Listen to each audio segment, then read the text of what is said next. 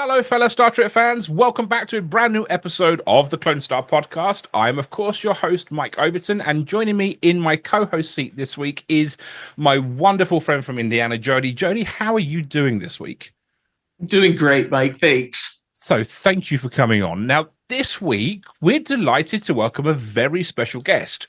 Whilst only appearing in 3 episodes of Star Trek, she's left a huge, lasting impression. Coming from a family of thespians, she's graced the stage, the screen, and now an educator. We are absolutely delighted to welcome the person who put Riker in his place more than once, the magnificent Elizabeth Dennehy. Elizabeth, thank you so much for joining us this week. Anytime. Thank you so much for having me. So let's start right at the beginning. You come from a family of performers.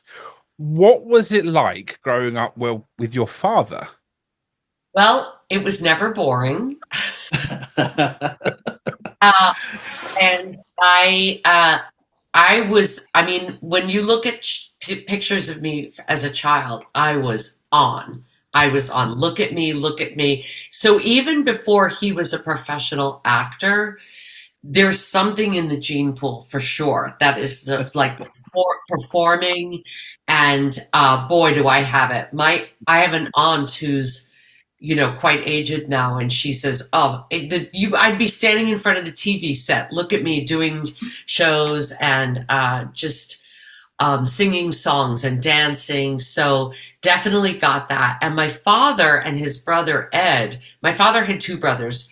Mike was an FBI agent, and his other brother, Ed, they would enact scenes from movies. I knew growing up the whole scene from On the Waterfront of Marlon Brando and his brother in the back of the taxi by heart, because my father and his brother would reenact it all the time. Now, remember, this is before VHS, before YouTube, before this was then. Oh, hang on a second. Hang on. That's it. She's done it. She's aged us all again now. Every episode, we do it. Way before you were born. They would stay up, read the TV guide. There was 4 channels, and if On the Waterfront was on, it was a holy day. And they would watch it, and they memorized it, and probably there were books that you could take out of the library that had the scene written in it. But that's how I grew up. It was just normal. That was normal growing up.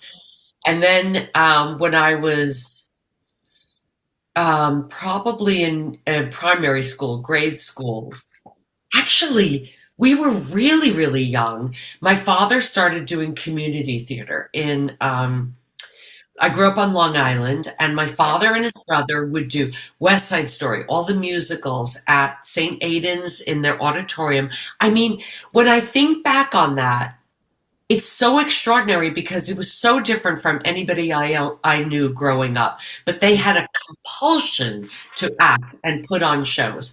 My uncle played Riff in West Side Story. My father directed. My father directed Guys and Dolls and played Sky Masterson.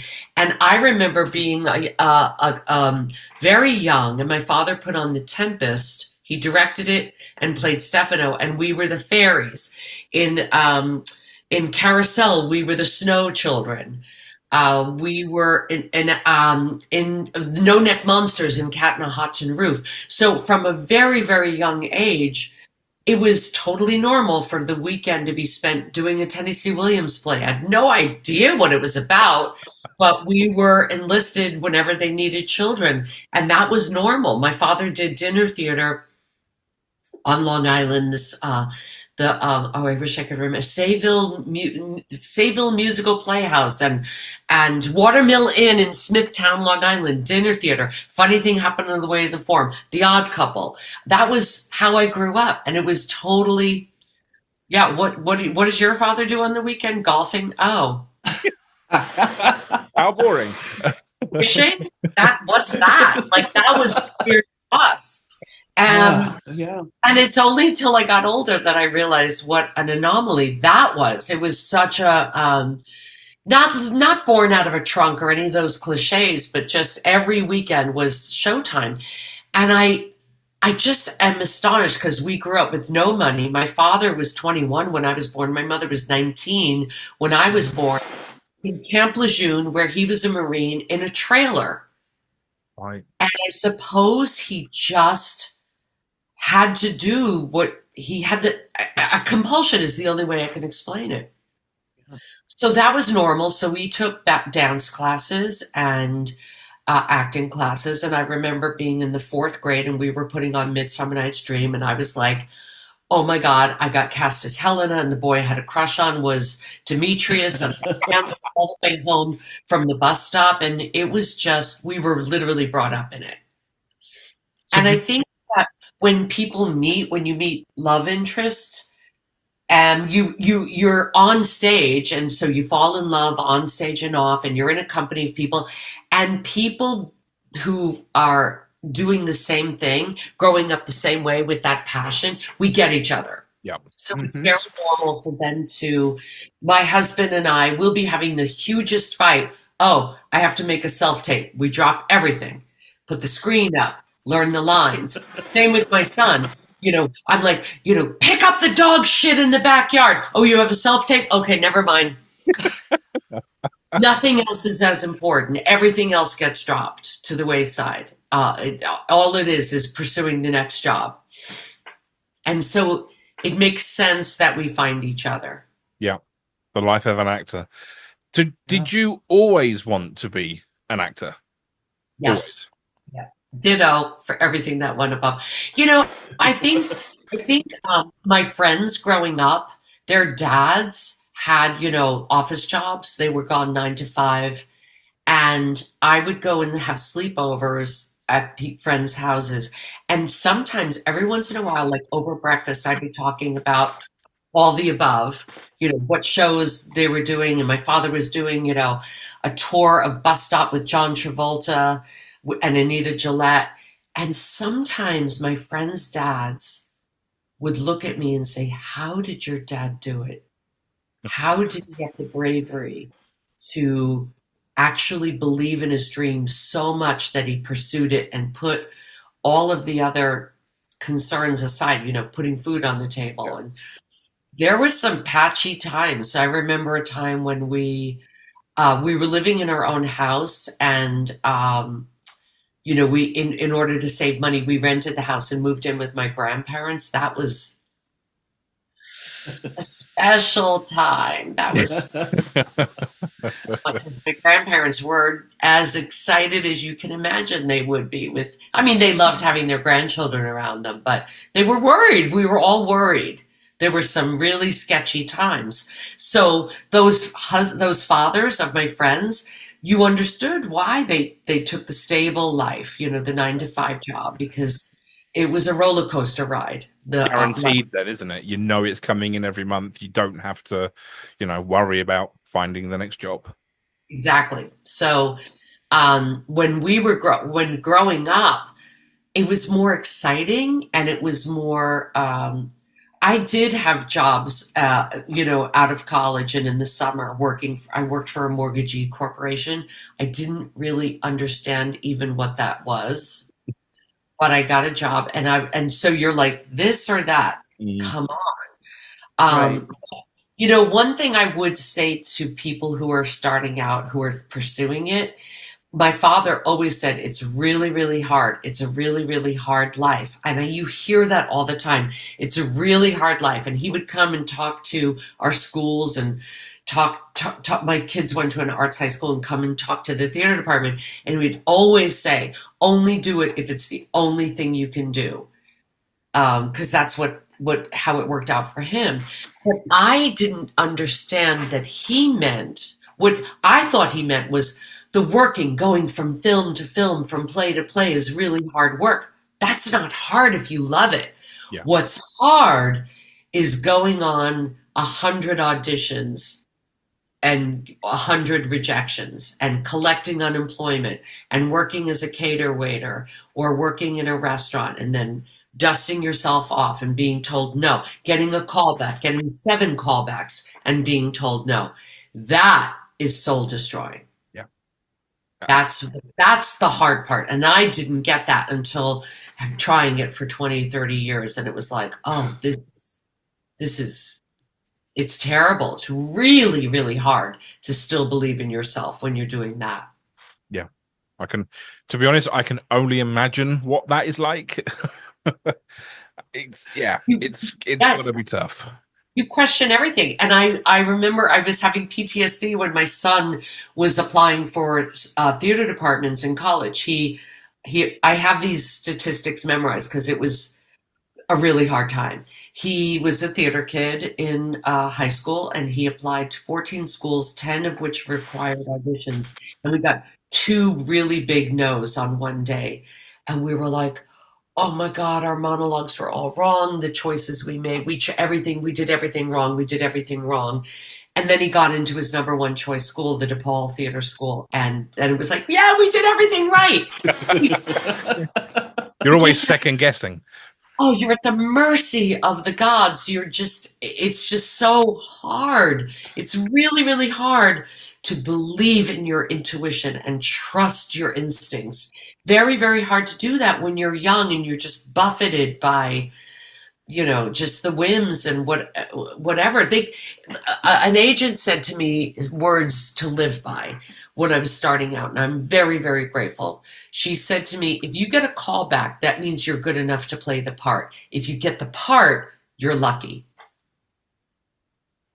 Simple as that. Yeah. You have to be who they dreamed of the night before. Yeah. Sure, no problem. I can control that. I'm a telepath. I know exactly what you're looking for. Yeah. So it's really tough. And it took me a really long time to stop trying to be what I thought they wanted me to be. They don't know. Yeah. They want to walk in and solve their problem for them. So it is a tough life, but very rewarding. Very, I don't have any regrets. So kind of keeping on the education front then, obviously you studied at LAMDA, the London Academy of Music and Dramatic Arts. Yes. How was that? Life-changing. Absolutely life-changing. I was a late bloomer, and when I graduated from college, I went to Hofstra University on Long Island. I didn't really, in high school, I went to an all-girls Catholic high school, and I made shows, and anytime it was like a special, we're studying this, the Renaissance period, and you special project, make your own show. Well, I would build a replica of the Globe stage, so I was always making everything about theater. But then when I got to college and I was a theater major, and there were other people who were really good, and some of them way, better than me, I hated the competition aspect of it. And I just wasn't ready to hit the pavement when I graduated from college. So LAMDA was a 1-year program after college. And just to be in London I remember seeing Paul Scofield play Oberon at the National Theatre and sitting on cushions on the floor. I mean, seeing legends. I saw Imelda Staunton play Adelaide in Guys and Dolls, and then she played Lucy in Beggar's Opera, and I was cast as Lucy in Threepenny Opera. So just to be steeped in the origin of it all, of everything that I cared about and dreamed about, I became a total Shakespeare nerd, and it was life-changing. Just, when you're growing up and you don't even know what the gold ring is, and then you go to a place and it's like, that's the gold ring. It's just, it's life-changing. I can't explain it any other way. Made lifelong friends. And London is, I still go to London frequently. And it helps that my husband's from Ireland. We go to Ireland. So just trying to figure out the summer, if we go to Ireland, if we make a trip over to London too. So it's just amazing to go see just to go see such excellence all the time, everywhere around you. Yeah. It's funny. Did you love for Shakespeare? Go ahead, Mike. Go on, you go. Did you love for Shakespeare start when you went to London to study? Did your love for Shakespeare start when you went to London to study? Actually, I think it started before that. I was the kid. So a lot of questions that I get when I'm in the Star Trek world and I'm in conventions, and I never was a sci-fi fan. I never watched the original Star Trek series. I just didn't. I was completely ignorant. When I auditioned for Star Trek Next Generation and I got Shelby and I walked into the trailer with my script, remember, no YouTube, no VHS. Right, We didn't right. have VHS at the time. Maybe we had VHS at the time, 1990. I didn't. Yeah, we would have just started to. Yeah. I walked onto the set and met Jonathan Frakes, and he said, "Yeah, I'm playing." And I was like, "Who are you?" And he said, "Riker." And I was like, "Oh, I thought the bald guy was Riker." Completely ignorant. I mean, totally ignorant. And people will say to me, "Well, when you were growing up, what did you watch? What did you read, if not sci-fi?" My jam was The Six Wives of Henry VIII, Bridesmaids Revisited, Upstairs, Downstairs. So I was an Anglophile from a very early age. The Merchant Ivory movies, that was my jam. And remember, I said my father cast us as the fairies in The Tempest. Yeah. And I did Midsummer Night's Dream in the 4th grade. So it clicked for me. I just got it. I got that Shakespeare was better than just normal speaking. You know, the example I always use is in The Tempest. It starts with a shipwreck. People ask me all the time, I don't get Shakespeare. I don't get it. The language is impossible. And I say, okay, so in the Tempest, it starts with a shipwreck and the sailors are running around. And if you're just staging it right, the passengers are running around and everybody thinks they're going to die. And one of the mariners says, hell is empty and all the devils are here. Think about it. Right. Hell is empty and all the devils are here. Impossible language, hard to understand. What's so hard to understand about that? Right? Hell is empty and all the devils are here. It gives me goosebumps. Imagine if we are in an earthquake or a shipwreck or a fire. You're about to die. Isn't it better than saying, oh my fucking God, we're going to die? Right. Yep. It's poetry. It's music. It's better than normal talking. And I just got it. I just got that from an early age. It just spoke to me. So it's, yes, of course, you have the verilies and the marries and, you know, those words that people get tripped on. And I always said to my kids, as I took them to Shakespeare at an early age, don't pay any attention. Don't go word by word trying to understand a word at a time. Watch what's happening on stage. And then, like Hamlet said, suit the action to the word. The action should be telling you what's going on. Don't rely on just the words. That's why I tell my students reading Shakespeare is kind of a slog. It's not meant to be read. No. It's meant to be seen. No, absolutely. So what did sort of British stage training teach you that stayed with you to your on-screen work? What stage training from, you mean stage theater training teach me? Mm-hmm. Yes. Okay, so in Star Trek Next Generation, I had a line that was so hard to say. It took me hours to be able to speak this line as if I talk this way all the time. Separate the saucer section. Assign a skeleton crew to create a diversion. You try it. I'm going to let you keep that one. Trust me. Okay? Separate the saucer section. Assign a skeleton crew to create a diversion. I will never forget that line. It is embedded in my brain because it is a really, really hard line to say with your muscles. Oh, when you all S's. All the S's. Separate the saucer section. Assign a skeleton crew to create a diversion, but it has to make sense. And when I was memorizing it, I remember I had to visualize what actually I was talking about. And it actually makes sense. If you have the ship and you have the saucer section, separate the saucer section. Assign a skeleton crew to create a diversion. So I had to visualize and make it make sense. But also, if you're used to doing Shakespeare and training for Shakespeare and training for the stage, what I learned in saying that line is when you have a lot of S sounds, is you have to actually separate each word from itself and do it separately.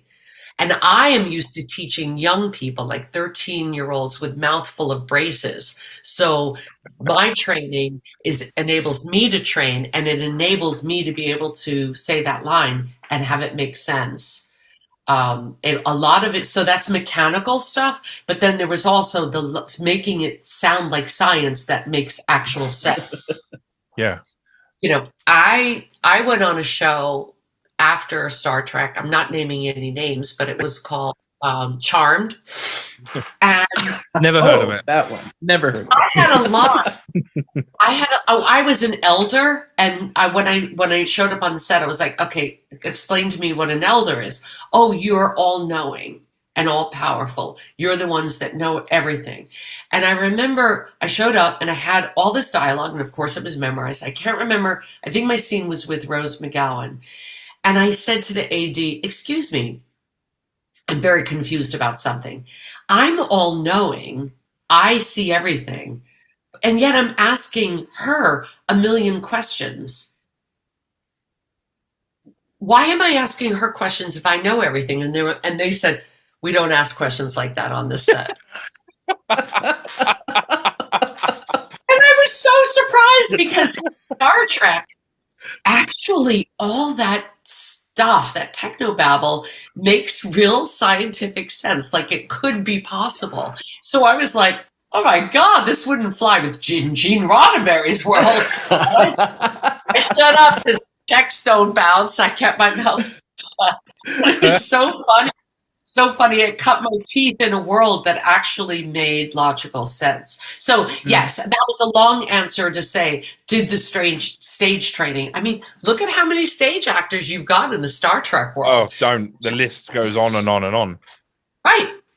You know, and I know there's probably as many people who have only done TV work, but I think that our work ethic has probably made the job a little bit easier. I mean, I did tongue twisters. Now I'm gonna throw this down, and hopefully I'll be able to get it.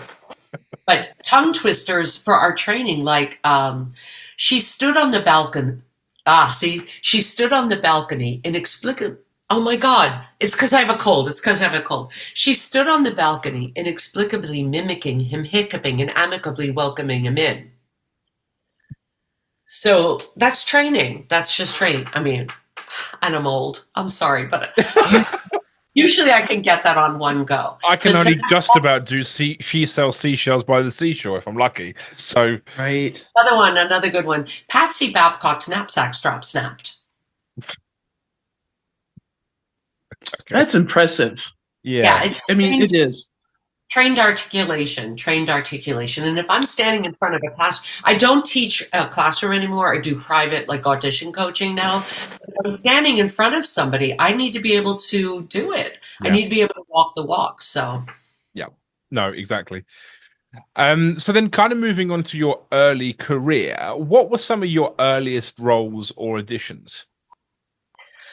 Well, when I got out of school after Lambda, the very first job I had out of school was the New York Shakespeare Festival, the Delacorte, Shakespeare in the Park, Central Park, again, before you were born. But Kevin Kline played Henry V, and I was cast in the ensemble. And so I was understudying an actress who has had an amazing career named Christine Nielsen. She played the Queen of France and Hostess Quickly. And that was my first job out of school. And I remember at the time thinking, yep, this is the way it's going to go forever. No dry spells. Boom, right out of school. So, that was my first job. And in New York Shakespeare Festival, I remember one day we got rained out, and we were like, what are we going to do? And we all went to see Ghostbusters. Oh, that's awesome. And I was sitting right next to Kevin Kline, who was going out with Barbara Hershey at the time. Yeah, so it was very promising, very, very cool. That was a cool first job. And then I started making a lot of commercials. I made quite a bit of money doing commercials. And then I got on a soap opera, The Guiding Light. I did that for about a year. And then at the same time, while I was doing the guiding light, a group of college friends, we would do, I was in an acting class with an amazing acting teacher. So a lot of my college friends went to his acting class. And out of that friendship, we started doing an improv immersive show called Tony and Tina's Wedding, which is toured all over the world. And we've, spawned touring companies. And I think it's still running somewhere.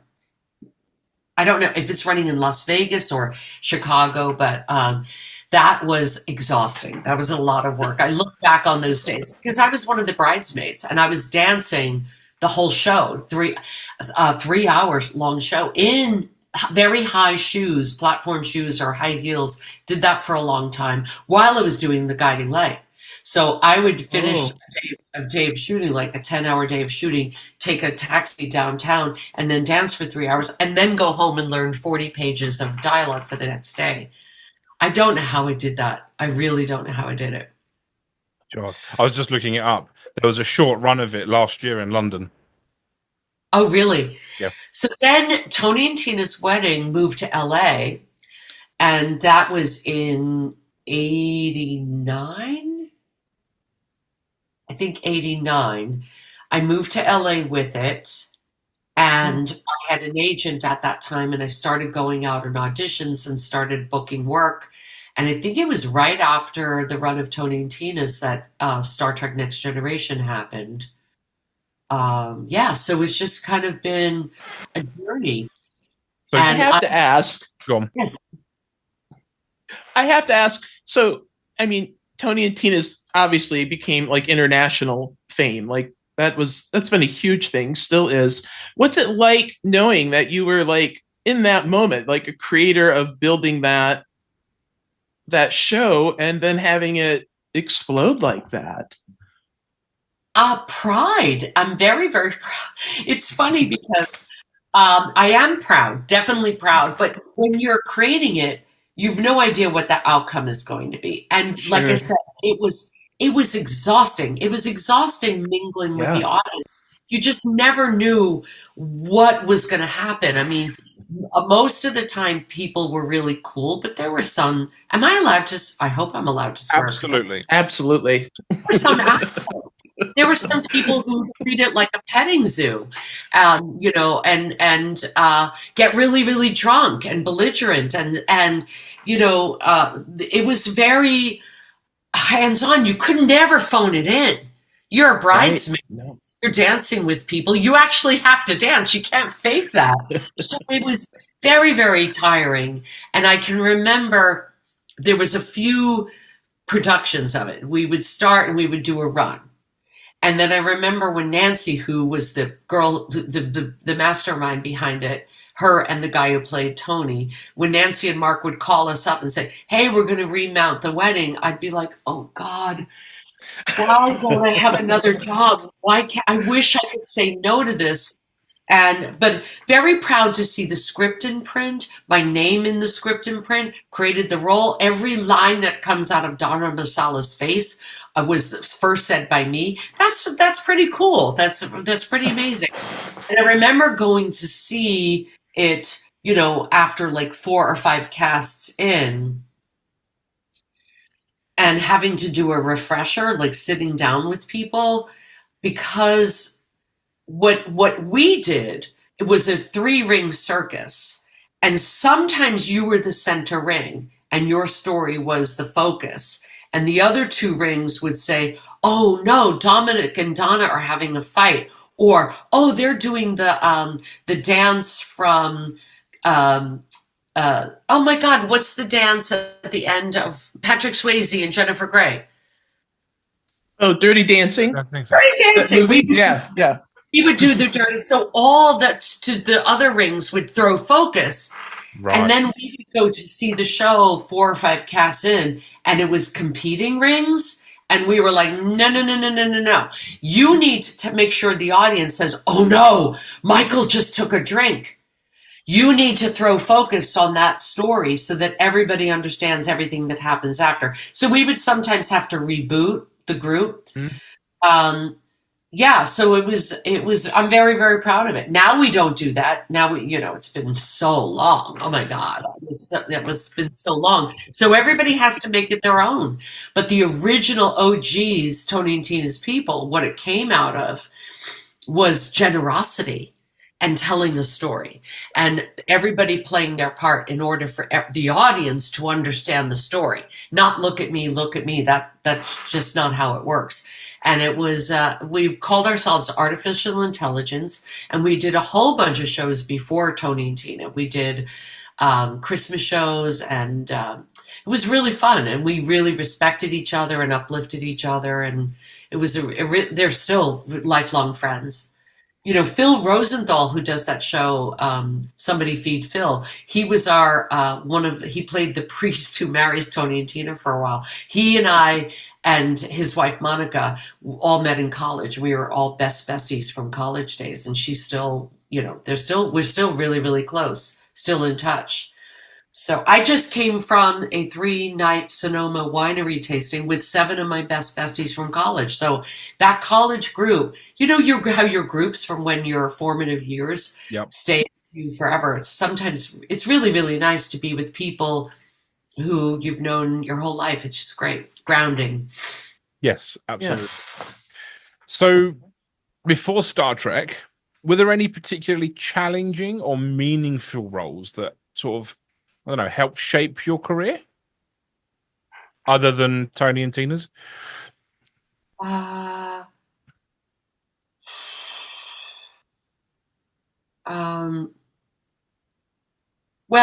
I did this play before I got started. Wait a minute. It must have been after. I'll tell a funny story. I was doing a play down at South Coast Rep called The Secret Rapture, written by David Hare. It must have been after Star Trek. It was after Star Trek, but I hadn't met my husband yet. So it was next Secret Rapture. And in The Secret Rapture was 2 very important cast members, an actor named Simon Templeman and an actress called Barbara Dowling.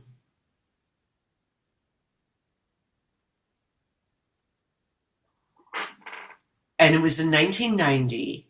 And on the set, Barbara Dowling was married to Cullen Meany, and Simon Templeman was married to Rosalind Chow.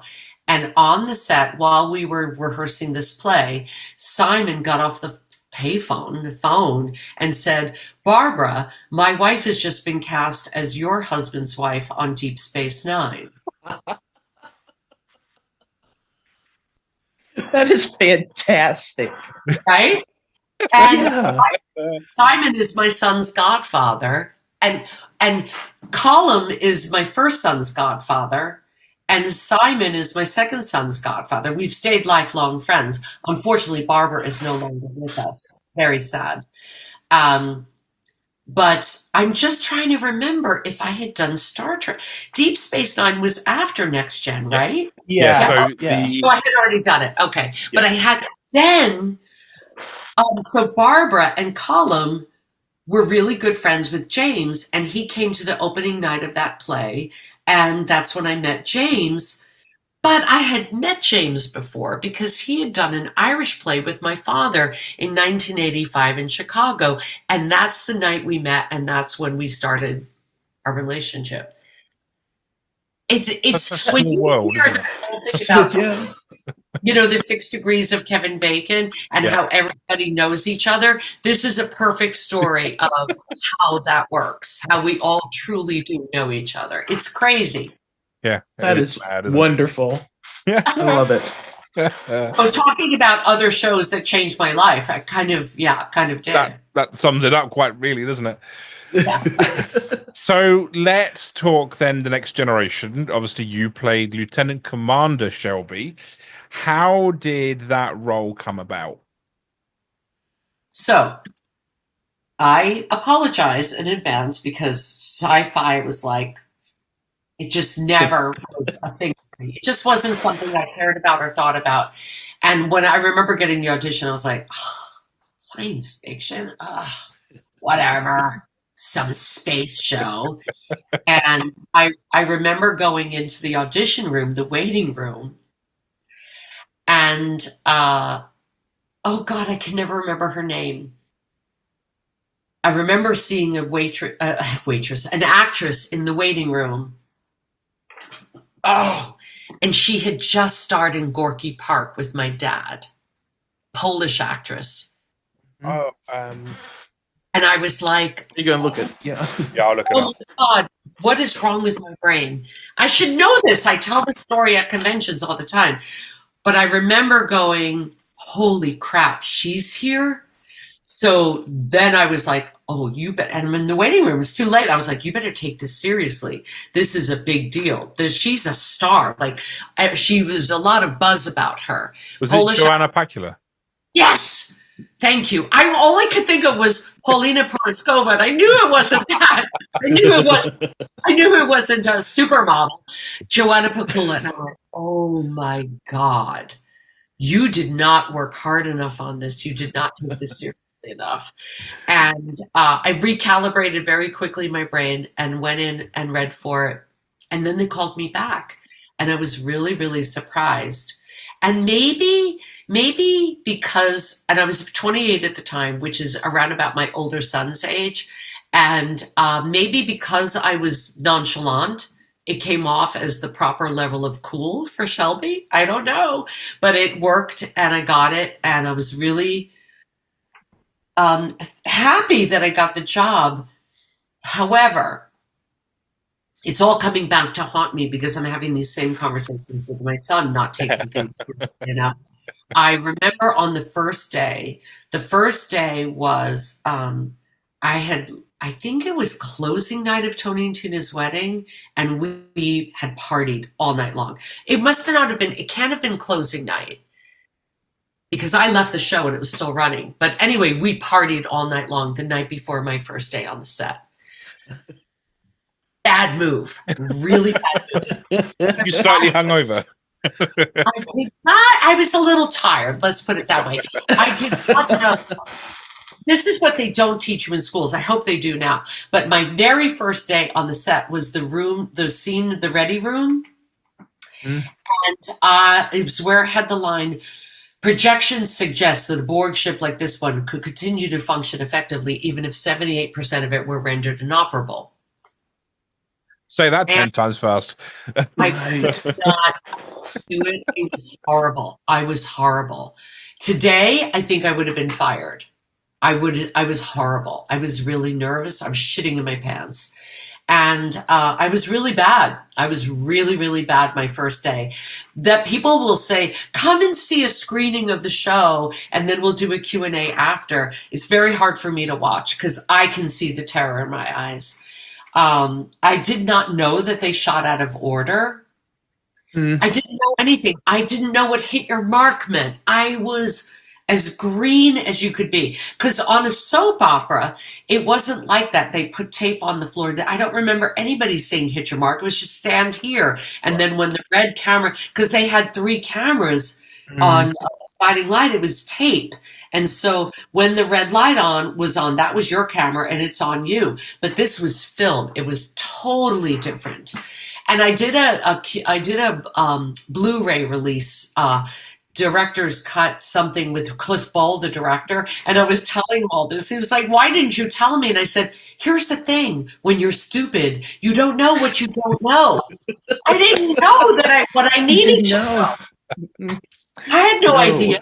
So Jonathan was so kind to me, and I'm sure there must have been a conversation. We got to fire her. Let's get Joanna Pacula. And he probably said, no, I know. I got it. The next day, it was fine. I totally got how it worked. Yeah. But I was thrown into the deep end, and I knew nothing. And theater departments in college teach your actors this shit. This is what they need to know, how to read a call sheet. Oh, we're doing this scene first? Okay. I'm in the makeup trailer getting my makeup on. We rehearse, came back in the makeup trailer while they light the stage. And then it was like, hey, okay, we're ready. And I was like, what? We're doing that scene now? I thought they were going to rehearse everything, and then we were going to shoot in order at the end of the day, which is the way they did it on my soap. Yeah. Mm-hmm. They don't teach. Hopefully, Now Jack, my son, who is a working actor, and he did. They do teach how to read a call sheet, what hit your mark means. Yeah, they do teach that now, eye lines and all of that, because that's what you really need to learn, and doing it exactly the same way for continuity. Yeah. Anything. I didn't know what a script supervisor was. They're going to come over and say, the last take you were holding the pen in your left hand. Imagine. It was terrifying. So that was me cutting my teeth, baptism by fire, and the first day was horrible. And then I learned on the job.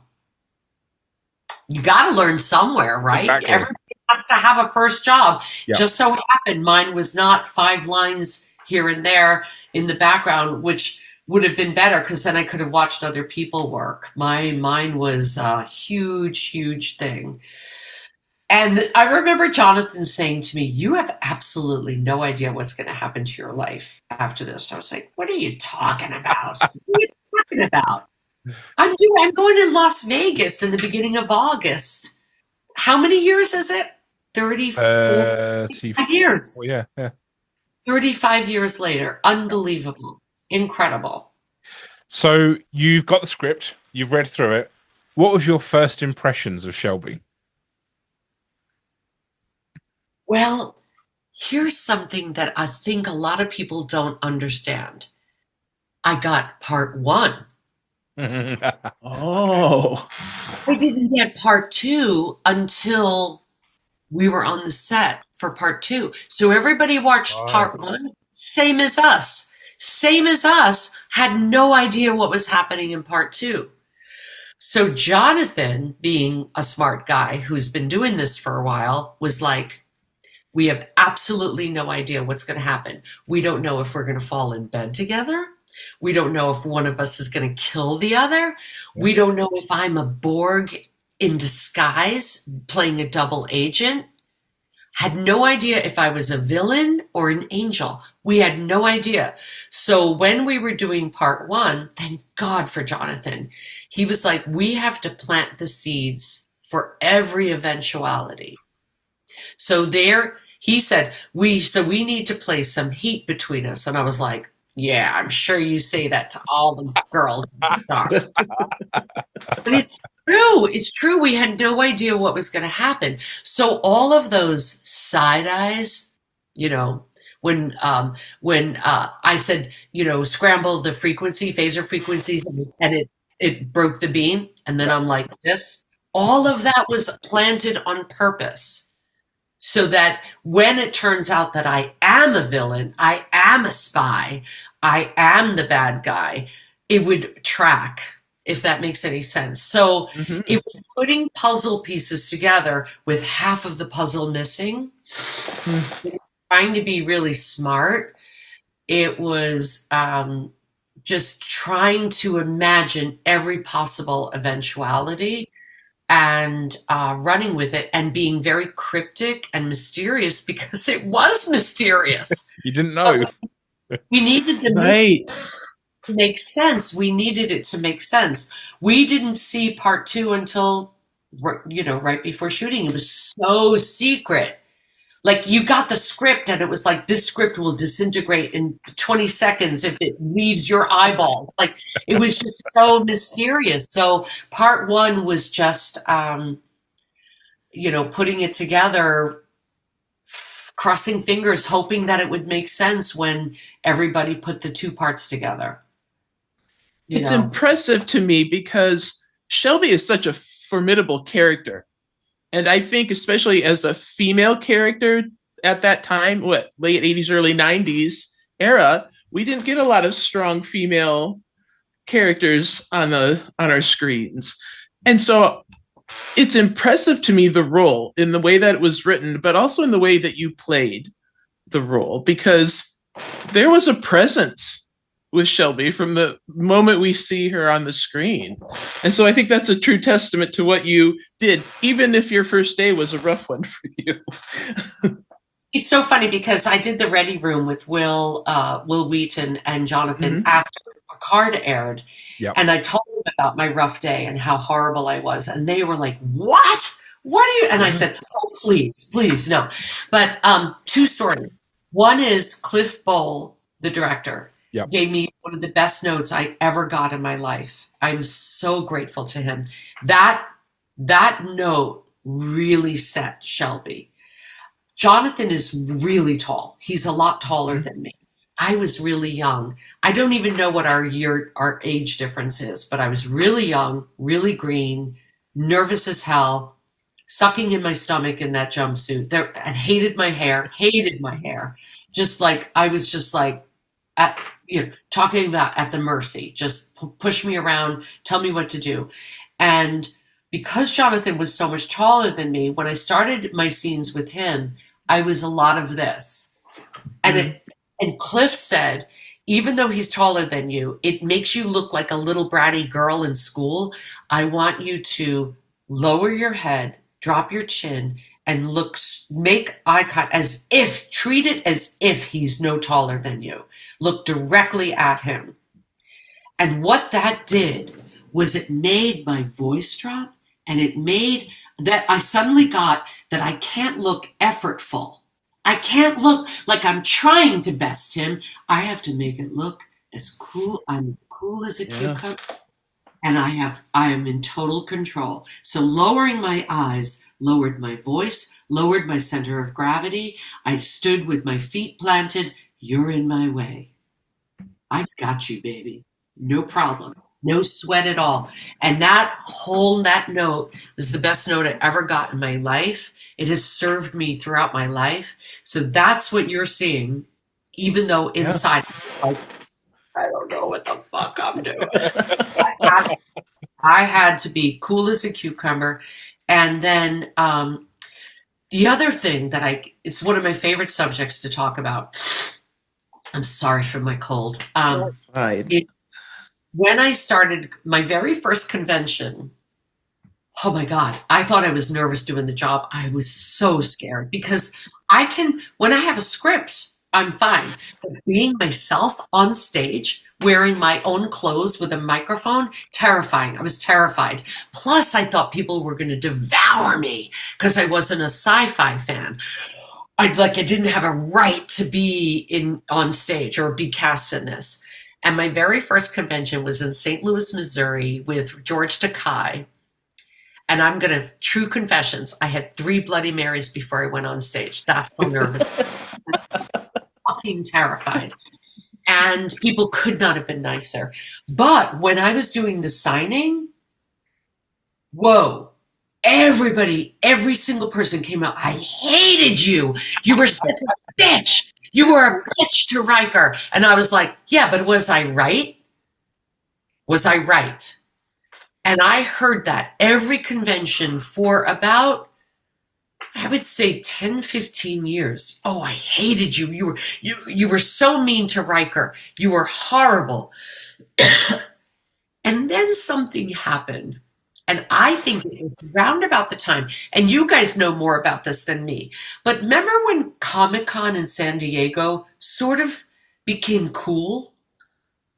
Yeah. When cool people started going to it, like stars, and like Judd Apatow and J.J. Abrams and like huge names started going to San Diego, suddenly conventions and the sci-fi world stopped being a nerdy outlier thing and started to become cool. And I started going to conventions and I was like, wait a minute, there are young, cool, hip people here dressing like in really cool costumes.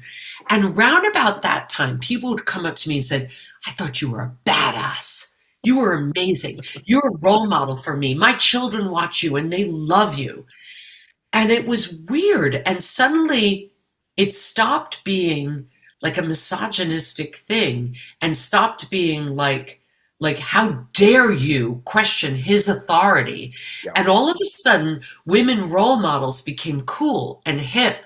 And people saw me as a role model and wanted me to be a role model for their kids. And people were dressing like me. My mother, I am not lying. My mother went camping in Yosemite and met a little girl in a bathroom and said, "Oh, what's your name?" And the mom said, "Elizabeth Shelby." And my mom was like, "My daughter is Elizabeth, who played Shelby on You Couldn't Possibly." And the woman was like, "That's absolutely who we named our kid after." I'm not lying. I'm not lying. So that is fantastic. That's awesome. Suddenly, it was 30 years before Nevertheless She Persisted. 30 years before, it was like wait your turn.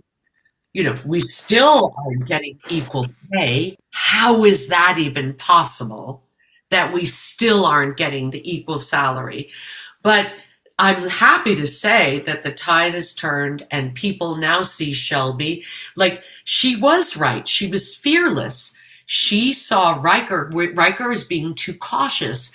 And how many women have sat in conference rooms and business meetings and heard men say their idea that they floated a week ago and was shut down and were spoken over, and now the guy comes up with it and he's getting applauded, and yeah, we're going to go with his idea. How many millions of women have seen that happen? And we're sick of it, and we're not taking it anymore. Yep. And finally, I think hopefully things change in terms of salary equity, but right now, people are sick of it. I mean, who knows what's going to happen now? It's a beautiful thing, the culture shift that happened. And then it is reflected somewhat in Hollywood and what we've seen on our screens. But I think it's interesting, your story about, how aggressive or how, negatively Shelby was perceived in those early days of, the conventions that you were attending, because Shelby went after one of the most treasured characters from TNG. Nobody attacks Riker. Riker's never wrong. But then you move forward and strong female roles, stronger presence in our culture. Suddenly, Shelby's a heroine. She's what every woman wants to be. And what's funny about that episode is Jonathan Riker actually says, "She reminds me of me. I like that in me, that fearlessness." People forget that part. Yes, they do. Yes, they do. He admired me. He admired my balls. So it was just really interesting. I mean, some of the people were ferocious. And I don't see that ever anymore, especially after Picard. I never. Yeah, so just really interesting. Sure. Mad how times change, isn't it? Odd, thankfully. Exactly. And we still have a ways to go. All right, I'm 64 years old, and just recently I was in a hearing, an online Zoom hearing, and one of my sisters says, "Well, the judge, what did he say?" And I was like, "It was a she." See, we do that all the time. And just recently, I was in Sonoma, and the chef, I said, "Oh, I called the chef a he," and it was a female chef. Like, it's so ingrained in us. Yep. Too much so. Yeah, too much. Time for change. We'll get there eventually. Yes, hopefully. So obviously, whilst you were recording, there were rumors that Patrick Stewart was looking to leave the show. Were you aware of that at the time, and did it have any indication? No, I'm not aware. I mean, after Shelby was kind of unceremoniously shoved off the second episode, that's when I started hearing that, and I was like, well, they got them to sign the contracts, and I guess they didn't need me anymore. I don't know. Nobody said anything to me about that. I'm just really, really happy that Terry Matalas thought to bring me back. It was really weird how that happened, because I did a convention in London in 22? London was 21. 21. Okay, because we had to be tested every single day before. I was there. It was fun, wasn't it? Oh, it was crazy. And my husband, it was a last minute, I guess, replacement for somebody. And I was like, first class trip, flight to London, of course. And I said to my husband, "You're getting your own ticket." And we went, And on the plane with John Billingsley, who's now one of my favorite human beings, we shared a 2-hour cab ride into the hotel wearing masks. You bond over that. And it was like, where's the pub? As soon as we got there. On that convention, and I'm going to say her name wrong. I don't know how to pronounce her last name. Alice Krieg? Alice Krieg. Isn't it Krieg? Yeah. Queen, the Borg Queen. Yeah. Mm-hmm. And I met her, and she'd worked with my father, so we had a great time. And I said, we got to take a picture together. I wasn't very active on Twitter, but I was like, the people will love this. And we took a picture together, and it blew up, and I got a lot of retweets and a lot of likes and whatever. I come home from London on a Sunday. On Monday, my agent called and said they're checking your availability for Picard. That was crazy. I was like, wow, that's a powerful tweet. I asked Jonathan about it later. He said, I don't know anything about that. So I think it was just a coincidence, but that was crazy. So that was in November, and then we shot in February. That was insane. That was insane. Did you think that Shelby would ever be reprised in Trek? Did you ever want her to be? People asked me that for 30 years. I mean, after 30 years. And I'm sorry to say, I never watched any of the intervening shows. I never watched another episode of Next Gen other than mine. I didn't keep on it. People ask me all the time, did you read the books? I'm like, no. If you paid me to read the books, I would. No. I mean, after 30 years, I would be insane if I thought I would be brought back. So I'm just really glad I was. And I'm really glad they redesigned the costumes. And of course, now 30 years later, I'm like, you got to do something about my hair. Hated that hairdo. I'm not wearing that hairdo ever again. And the costumes were tailor-made suits, 2-piece, very, very flattering. When I did Next Gen, and we had the whole summer before we shot part 2, and it's a direct pickup from Orf, Fire, direct pickup. I didn't eat a grape that summer. I didn't eat anything. I didn't drink anything. It was torture. Those costumes were torture. Now, having said that, I wasn't a Borg. Yes, you were lucky. Right. That one. Yeah. Those poor people. That was horrible. They lay around lying flat, just trying not to pee, encased in rubber, really smelly rubber. Oh, those poor people. So I can't complain, but the costumes on Picard were a dream. And so I'm really, really happy it worked out, and very happy. And I'm very happy that Terry Matalas said, well, until we see the body, she's not dead. I have no idea about that, but that's true. The idea that there's a possibility is exciting. Yeah, I love that. So we'll see what happens. Did you expect, at least for me, in my experience in watching Picard, and I imagine Mike will be the same, but when Shelby first appears, I mean, the pause button got hit, and there was a collective like wow moment in my house, because it was so exciting to see Shelby again. Fleet Admiral, Enterprise F, right? Like, that was the ship. I mean, Shelby got all the cool things in that moment. From a Trek fan perspective, Shelby was the bomb, and it was thrilling to see that happen. And I think that's, yes, Best of Both Worlds is iconic Trek, but Shelby stands out in a great way, and is lasting in the Trek world. And so, thank you for her. Thank you. Oh, thank you. Thank you so much. I'm very touched that people still care. I mean, I get cameo requests every day and mail every day. It's really sweet. It's really nice. And Jonathan was right when he said 35 years ago, absolutely no idea what's going to happen to you. And I was like, nope, I have no idea. So to be flown around the world and meet so many nice people who don't call me a bitch, it's really... Not unless you're being paid. And it's If that keeps on giving. No, it's been amazing. It's been a wild ride. It's very funny because there have been times when I'll like, sign pictures and fan mail, and then I go and log on unemployment. And it's like, what a weird. But, I'm very grateful. So obviously you've done so much beyond the Star Trek universe. I mean, what? Seinfeld, NYPD Blue, Red Dragon, Soldier. If you had to pick one role that stands out most, which one is it?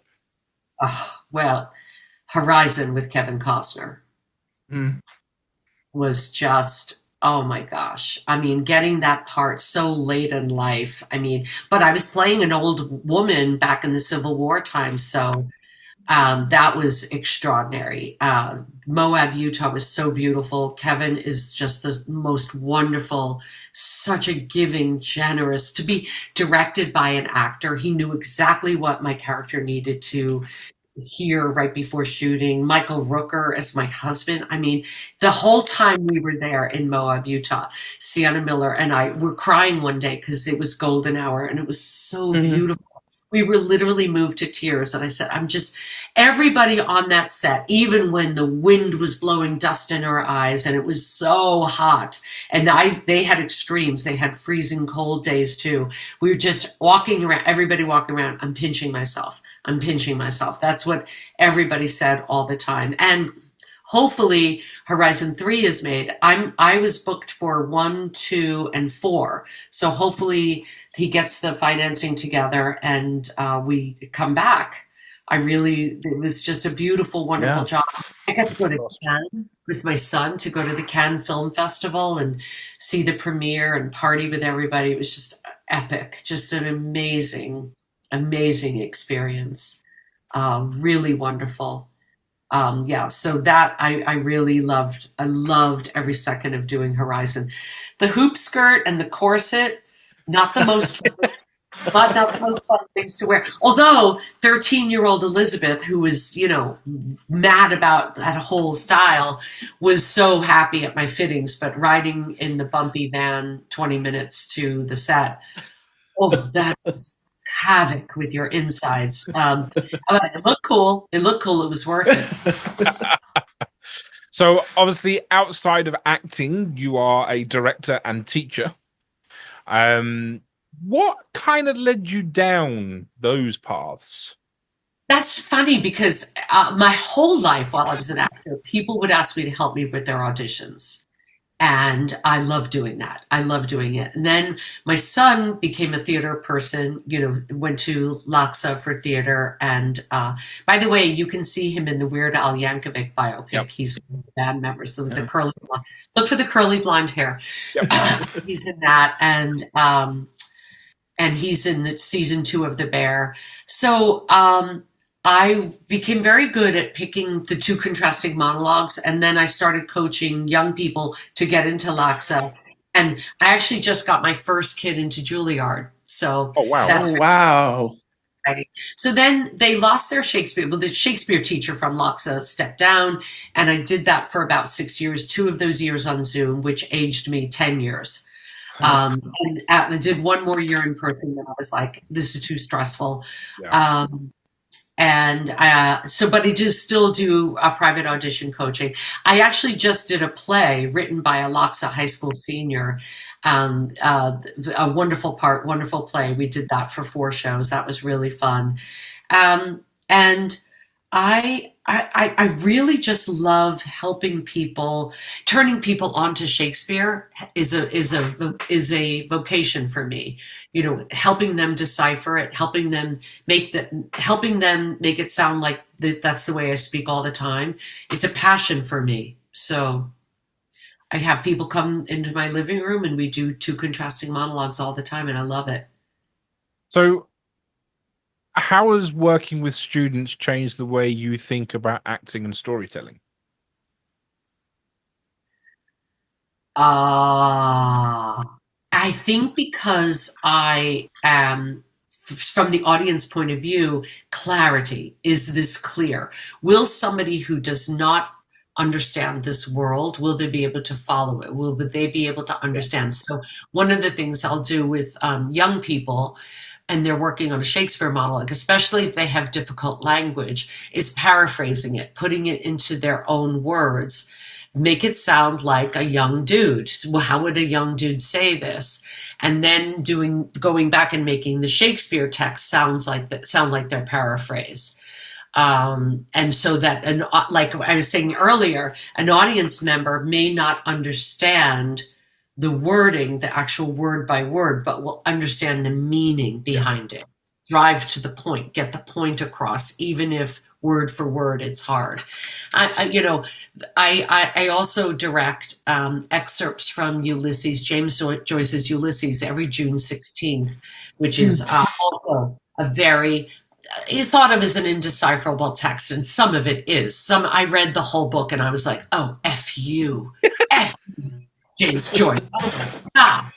I mean, seriously, there's whole episodes where he's writing as badly like a romance novel, as badly as possible. But for 4 hours, Jesus Christ, give me a break. So, just how to make it as accessible and understandable as possible. And that's our work as an actor. I don't want this to be cryptic. I want people to really understand it. The play that I just did, I was playing somebody who could be very despicable, but I can't see her that way. So I created a whole story for why Martha is the way she is. Whole backstory, so that people would go, I hated her, but I totally understood how she got the way she is. Yeah. It's our job. So what are you currently working on? Well, I just did that play, and right now I don't have anything going on. I'm directing Ulysses June 16th at the Hammer Museum. People who are James Joyce fans, people who are, we've got some amazing actors in that. And we do pretty much the same thing every year, readings from Ulysses interspersed with music. So that's coming up June 16th. And then I might go over to Ireland. I've got the convention in August. August 3rd to the whatever it is. I'm there, I think the 6th to the 10th. And then I just got booked for one a year from August in Berlin. I'm so excited. I've never been to Berlin before. So I'm very, very excited about that. To be booked so much in advance is very exciting. I love doing conventions. People rattle those cages. I love travel. I want to do the cruise. I wish I could be asked to be invited to the cruise. I always say yes, unless I've got something else going on. But I love doing them. I love doing the panels. I love doing the podcasts and the Zooms. I love it. Awesome. We'll make sure we tell everybody that you're ready and willing to be on all the fan stuff, because that it's an important part of Trek, but it's an important part of fandoms, period. And I think that's, you talk about this kind of geek and nerd culture that's been blossoming and evolving and is becoming more norm in our society.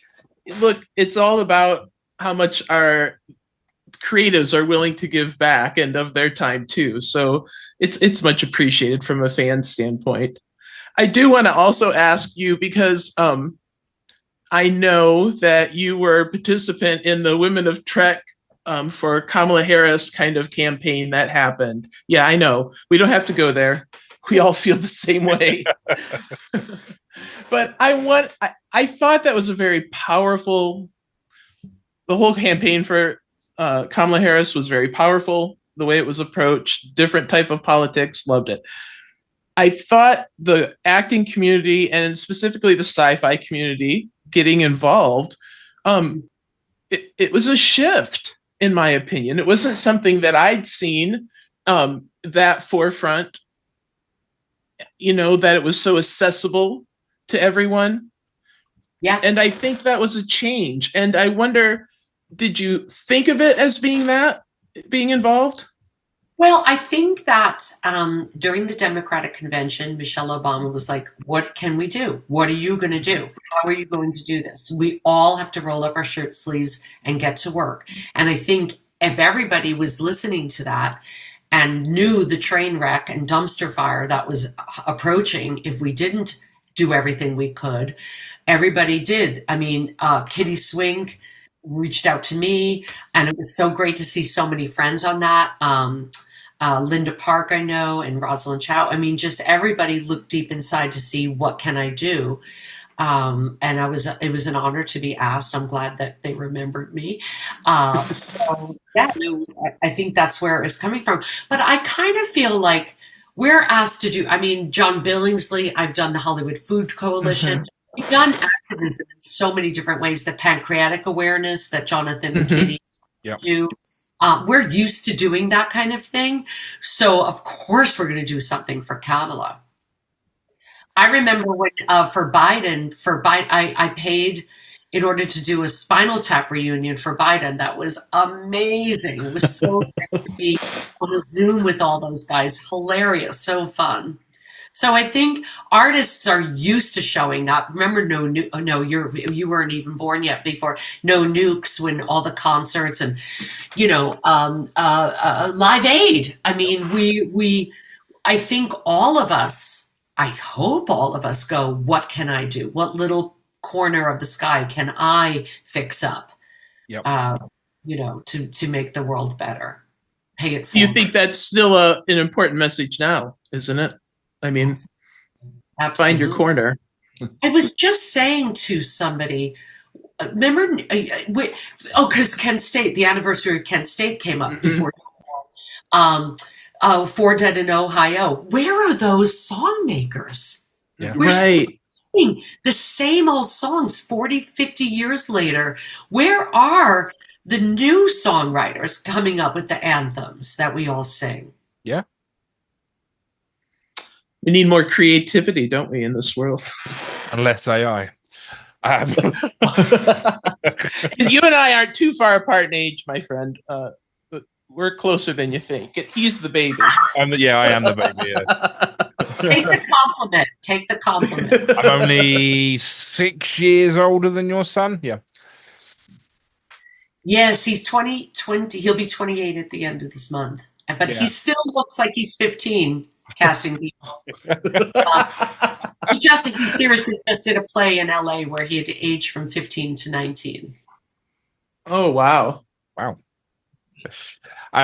So I have one last question, and Jodi, you're going to do the last question this time. Okay. So I'll ask my last one. So how important, obviously, especially now, is Star Trek's optimistic view? Let's try that again, shall we?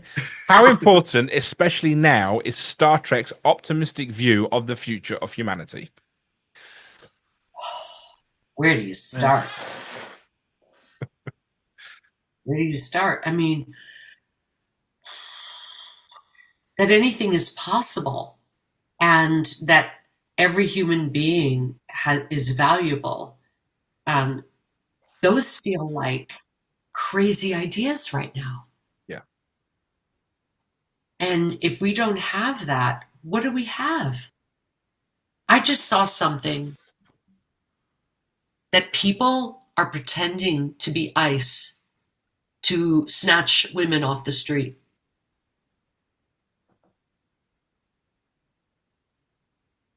I'm speechless. What can you say? Yeah.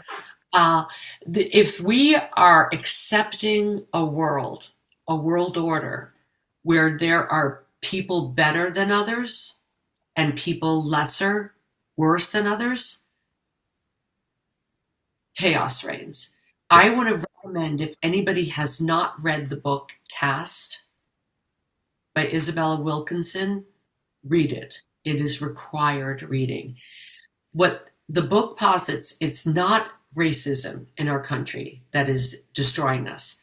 It's that we have accepted, like in India, like in Germany during the Third Reich, a caste system where there is people higher in the food chain and people lower in the food chain. And the minute we say, or we allow that there are people better than others, and the people who are worse than others are garbage or disposable, We are in so much trouble. We are all created equal with certain inalienable rights.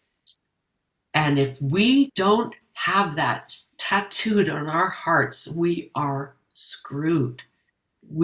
And if we allow that, a new order dictating that there are people that are garbage, we're back to lynchings.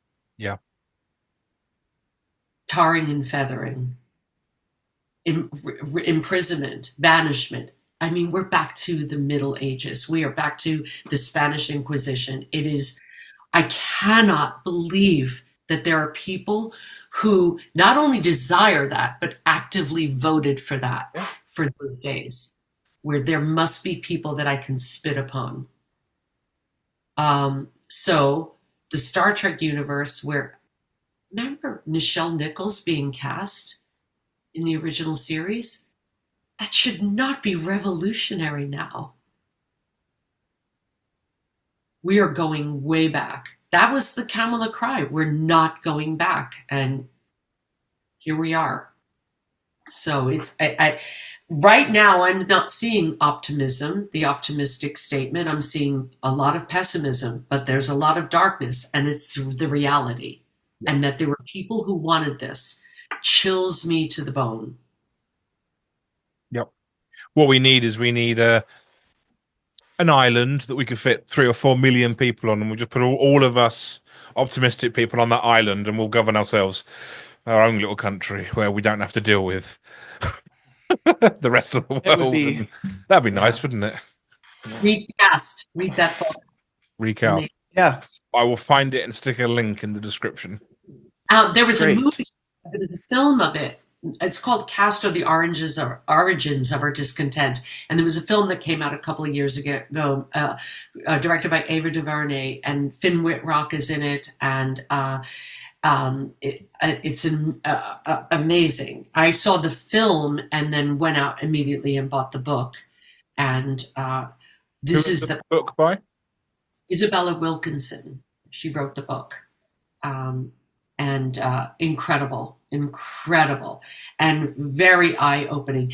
And one of the sections of it that's amazing is after the Third Reich, after the defeat of Hitler and the freeing of the concentration camps, what Germany has done to eradicate this and to correct it, teaching it in the schools, the exact opposite of what we're doing in this country, with the squashing of books and the critical race theory being taught in the schools. They did the exact opposite.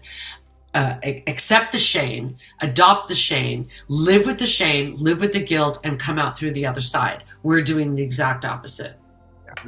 This is not the way forward. Nope. No. Yeah. No. So, it's hard to be so depressing, but it is bleak out there.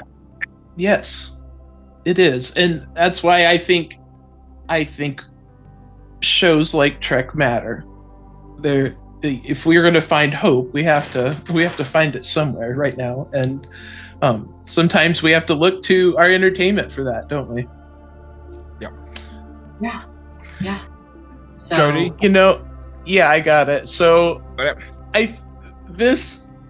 this conversation has been amazing, but we have to ask you this final question, and we ask it of all of our guests. okay.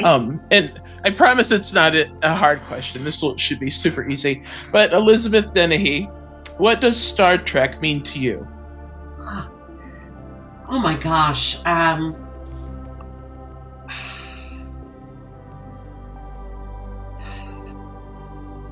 Well, I think he was a visionary.